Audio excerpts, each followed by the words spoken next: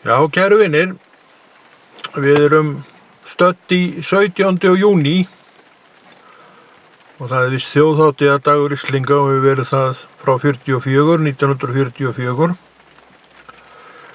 Við vorum í smá myndatökuferð að vísu ekki af skemmtiatriðunum sem slíkum, en það er ýmislegt annað sem gerist á þessum ágæta degi en þau og við skruppum aðeins niður á höfnina í Hafnarfirði og fengum og tókum myndir af rússneskum togara sem var að láta úr höfn.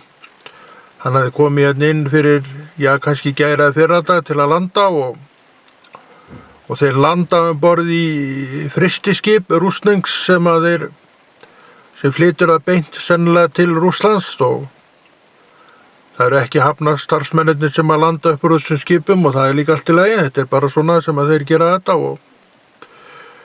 En rússarnir voru hérna í eina tíð fyrir svona 10 árum síðan, þá voru þeir mjög ginnkeyptir eða opnir fyrir orði Guðs.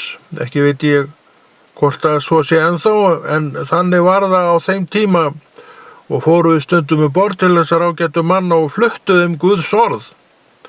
Það var alltaf vel tekið á móti okkur, en við höfum nú ekki gert þetta núna í mörg ár, en kannski eru þeir jafn opnir fyrir orðinu eins og var þá. En núna skulum við kíkja á myndefnið og athuga hvort okkur bara falli það ekki vel í geð, í Jesú nafni.